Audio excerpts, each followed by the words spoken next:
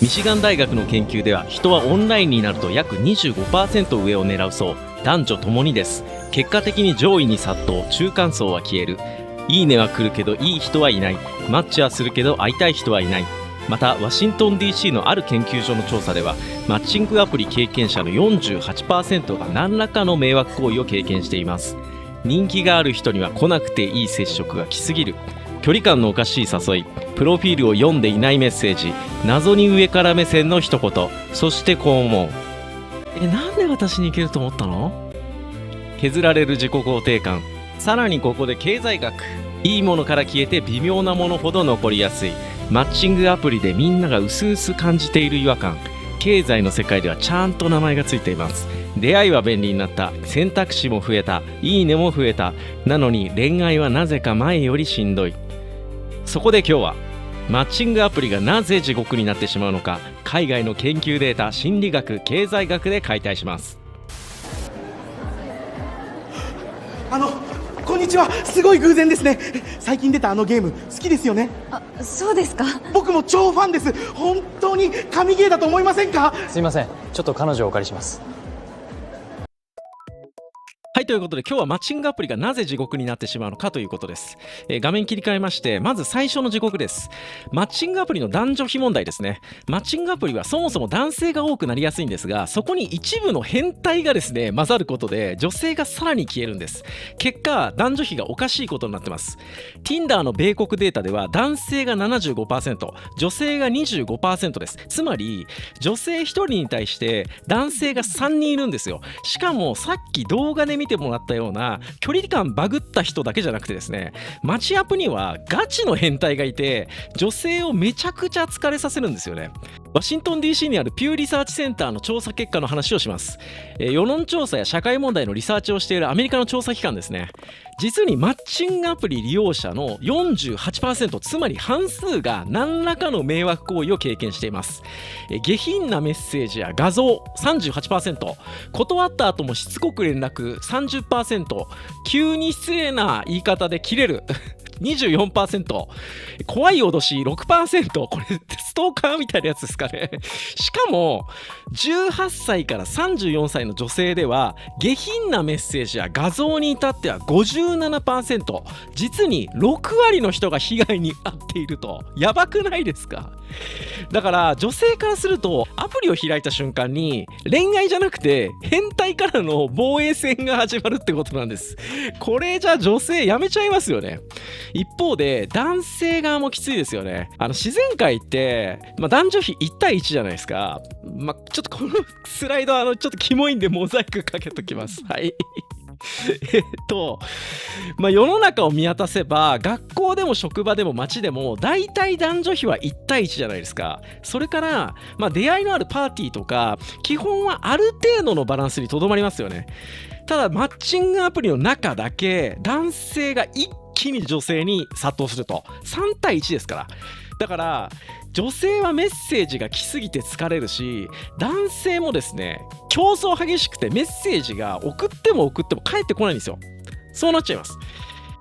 要は普通の出会いの場だったら、おかしい人がいたらみんなが守ってあげたりするわけですよ。私もね、飲み会とか主催するとあれめっちゃ困るんですよね。さっきみたいなのわけわかんない距離感で猛烈アプローチする人とかさっきの人は筋トレしてくれって話なんですけど、あれね、ほんとね、男性陣は守ってあげてください。もう男子たるもの、もうマナーですね。これもはや普通に株が上がりますしね。そうでなくても、そもそも人の目があったりとか、話すと緊張するとか、断られたら恥ずかしいとかで、変なやつらが来にくいんですよ。でもマッチングアプリだと誰もガードしてくれるものがないので、だから距離感バグったやつ、キモい人とかそういうレベルじゃなくて、本物の変態の攻撃まで全部ノーガードで女性たちは食らっちゃうんですよね。その結果、女性が辞めちゃってえらいことになると。オックスフォード大学のインターネット研究所が大規模調査を行ったんですね。約40万人に対して200万回の会話、さらに1900万件のメッセージを分析したらしいんですけど、そしたら会話の 79% が男性から始まっていたと。ほぼ男からなんですよ。で Tinder の研究では男性のマッチ率は 0.6% で女性は 10% だそうですいや差がえぐいですよね。10倍以上っていう。だから男性はマッチしないし女性は来すぎて疲れるっていうことになります。でこれもピューリサーチの調査で最近マッチングアプリを使った男性の 64% がメッセージが少なすぎて不安になったことがあると答えました。一方で女性の 54% はメッセージが多すぎて圧倒されたことがあると回答しました。だから男性は静かすぎて病むし女性はうるさすぎて病むっていうどっちも地獄なんですよ。つまり、一部のですね変態が女性を削りますとそうすると女性が減ってっちゃいます。その結果男女比が崩れてって男性はさらに競争に巻き込まれるわけですよ。でそうすると女性はさらに大量の接触にさらされるというですねこういう悪循環があるんですね。これがマッチングアプリの地獄の入り口ですこれねまだ入り口なんですね。今日ノーベル賞を取った経済のやばい地獄とか企業が脳をハックして儲けてる話とかまだまだ続きますから。でさて次の地獄なんですけどみんながね自分よりちょっと上を狙うっていう問題があります。ミシガン大学などの研究ではマッチングアプリでは男女ともに平均して約 25% 上の相手を狙っていました。 25% 上ってざっくり言うと30人のクラスで真ん中ぐらいの人がですよ異性のトップ3に告白するみたいな感じなんですよ全員がいや結構上なんですよ。しかもこれを男も女も全員やるんですよね。リアルだったら多少ブレーキがかかるじゃないですか。この人人気ありそうだなとか自分が言っても無理かなとかですね周りの目もあるしみたいなことなんですけどただマッチングアプリだと指一本でいけてしまうのでみんなとりあえず言っとけっていうことでもう上にカッカッと突っ込むわけですよね。これわかりますよね。とりあえず言っとけみたいなしかもこの研究では相手が自分より魅力的になるほど返事が来る確率はかなり下がってました。それはそうですよね。みんなが上に送るから上の人の画面ではもう通知だらけなんですよ。で実際 OkCupid のデータでは上位3分の1の女性が男性のメッセージの約3分の2を受け取っていました3分の1が3分の2を持っていくという偏りすぎですねこれ。少数の上位に大量の注目が集まると。でさらにこの偏りを、統計学でいうロングテール、パレード型の偏りとしてざっくり置くとどうなるかというとトップ 3% ですね。クラスで一番可愛い子みたいな感じなんですけど、その人が受け取るメッセージは平均の約9倍だそうです。平均10通の世界ならトップ 3% には1日90通来るそうです。いや90通ですってもうこれ LINE でも無理だろとつまり、上の方にみんなが殺到するんですよ。で中間層が放置されて見えなくなってしまうと、その結果全員がちょっと上を狙っていった結果上では渋滞して通知ばっかりだし下はマッチしない真ん中の人は見捨てられるっていう全員しんどくなるんですね。で次はですね選択肢が多すぎる問題っていうのもあって人は選択肢が多いほど幸せかなって思うじゃないですか。でも心理学では選択肢が多すぎると逆に選べなくなることが知られてます。これが選択のパラドックスですね。選択型とも言います。で有名なのがコロンビア大学のシーナ・アイエンガーとスタンフォード大学のマーク・レッパーによるジャムの実験です。スーパーで24種類のジャム、6種類のジャムどっちが売れたかと、24種類ある売り場と6種類の売り場ですね。で人が集まったのは、24種類のですね方なんですけれども、実際みんなが買ったのは6種類の方だったと。24種類の方では購入率がたったの3%で6種類の方だと 30% の人が買いましたと。10倍購入率違うんですね。つまり選択肢は多い方がみんなが見てくれるんだけれども全く決まらないと。これ服とかで考えると分かると思うんですけども店員さんがですねどれにしますかなんて言って3色ぐらいでこうねやってくれれば選べるじゃないですか。でも50色いきなりずらって並べてきたらとりあえず1回帰るかみたいなこれも似合いますよとか言われても1回帰ろっかみたいな感じですよね。これマッチングアプリもも同じです。マッチングアプリもたくさん人から通知来てたくさんいると、でも会わないみたいな。マッチはするけど返信は返さないみたいな。この人いい人かも、でもちょっと次見てみようみたいな。もうそうやってこう選別してるうちにですね、もうトリマン全部カットみたいな全員カットでっていう店の服みたいなことやっちゃうんですよ。いや、まだ付き合うどころか一度も会ってないわけですよ。なのにもうなんか結婚した後のことまで考えて、いやもうこの人多分無理でしょみたいなそれは疲れますよね。今の時代の恋愛って恋愛じゃなくて、いつしか審査みたいになっちゃったんですよ。ただこれって心理学的にはそうなるのも自然なんですね。あとこれも相当あるあるだと思うんですけど、アプリに強い人と実際にいい人は違う問題っていうのがありますね。プロフィールだけじゃ判断できないって学術的にも立証されてるんですよ。写真プロフィールではいいと思っても実際会うと違うってことあるじゃないですか。ノースウェスタン大学などの研究チームが心理学の専門誌でオンラインデートを分析したレビューがあります。そこで言われてるのはプロフィールやアンケートだけでは本当の相性までは読みにくいということです。会話の流れとか、ちゃんとこう話聞いてくれる感じとか、笑うタイミングとか、一緒にいて疲れないとか、こういうのって合わないと分かんないですよね。写真では強いですみたいなでも会うと違うんですけどこの人っていう、ただでさえそうなのに、しかも今って年齢とか年収だけとか見ていきなりこの人結婚大丈夫みたいななんかそんな話みんなするじゃないですか。いやまだ1回も会ってないんですよと。でこのズレがですね積み重なると次の地獄なんですけど、これがですねいいものから消えて微妙なものほど残りやすいレモン市場というものがあります。これジョージ・アカロフというノーベル経済学賞を取った学者の話です。キーワードは情報の非対称性と逆選択っていう、ちょっと難しいんですけど、写真が上手くてプロフィールが上手くてメッセージが上手いみたいな、そういう審査を抜けるのが上手い人ほど本当にいい人は限らないっていう、そういう話なんですよ。レモン市場とは中古車市場の研究です。買う側はですね本当のこの車の状態いいのか悪いのかっていうのが分からないわけですよね。中身まで分からないと。でこれちょっと数式で言うとシンプルなので数式にすると、価格イコール平均進出だとして、いい車がですね100万円の価値がありますよと。でゴミの車がですね20万円。これ中わかんないんですよ、買ってみないと。実は中ポンコツでしたみたいな。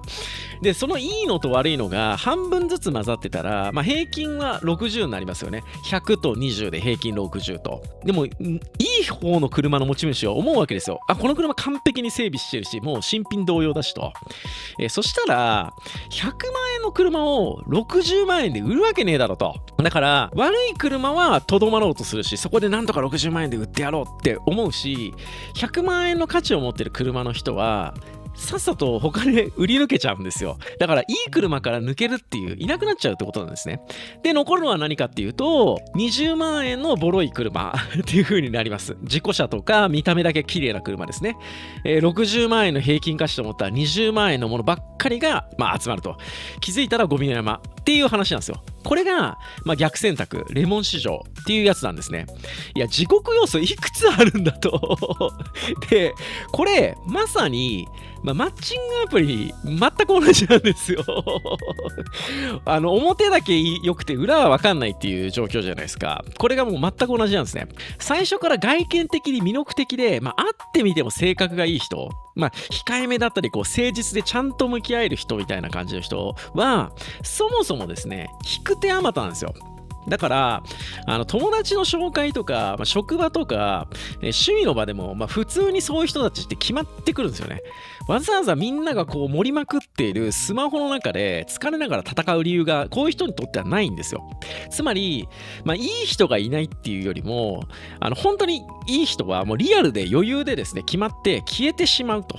そういうノーベル賞なんですよね。レモン市場の話ってこれきついですよね。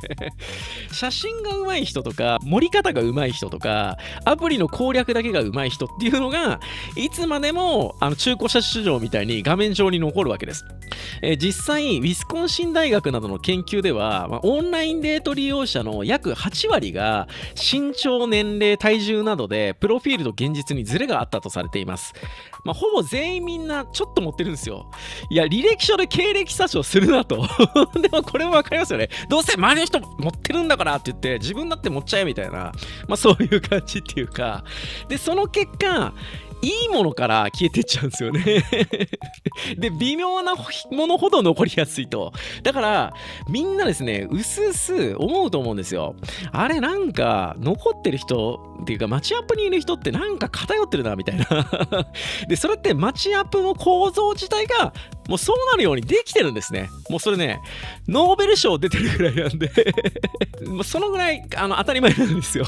で、次はその歪みをさらに強くするもの。アプリの設計と人間の本能ですね。もうここまで来ると、もう恋愛の話だけじゃないんですよ。ビジネスの話です。Tinder や Hinge を持っているマッチグループでは、直近の報道でも四半期売上が約 8.78 億ドル。課金ユーザーは1380万人いるそうです。つまりこれ、巨大な課金ビジネスなんですね。ユーザーの理想は早くいい人に会って卒業することですよね。ただ企業側から見ると、アプリは使われ続けるほど強いんですよ。通知が来る。で、ちょっと期待する。100。でも違う。でももう一人見るみたいな。マッチするけど、返事来ない。でも次いけるかなみたいな。もうこの時点で、恋愛っていうよりも、報酬ガチャみたいになってるんですよね。これ、カジノのスロットマシンと同じです。毎回当たるわけじゃないけど、たまに当たるみたいな。で、この状態ってね、やめにくい依存構造を作るんですよ。心理学で言うと、変動比率強化っていうんですけど、要するに、たまに来る当たりがですね、一番人を引っ張るんですよ。毎回当てるよりも、たまに当たるみたいな方が、人はやめにくいんですね。で、アメリカでは実際に、マッチグループのアプリが、もうゲームみたいな仕組みで依存症を利用してるみたいな、そういう訴訟まで起きてます。もちろんこれは訴訟での主張なんですけど、ただみんな感覚としては分かりますよね。なんかもう疲れてるし、みたいな。でも、開くみたいな。もう嫌なんだけど、でも見ちゃうみたいな。これが、脳の報酬系なんですよ。いい人いないけど、とりあえずもう一人だけみたいな。これが怖いんですよね。洗脳って言うと言い過ぎかもしれないですけど、人のこの期待と承認欲求を刺激して、もう一回だけみたいな、このガチャをですね、作り続けるんですよ。そうやって脳ハックするんですよね。これが儲けにつながってると。ここがですね、マッチングアプリの一番よくできていて、一番怖いところです。じゃあ結局どうすればいいのかというと、まず大前提として、マッチングアプリを、恋愛のメイン会場にしない方がいいですね。最初に見たように、Tinder の米国データではですね、男性が3対女性が1という偏りがありました。さらに、ピューリサーチセンターの調査では、利用者の半数が何らかの変態行為を経験してるわけですよ。つまり、アプリの中にはそもそも男女比が崩れやすいですし、そこに一部の変な人が混ざってきて、女性は嫌がってどんどんいなくなると。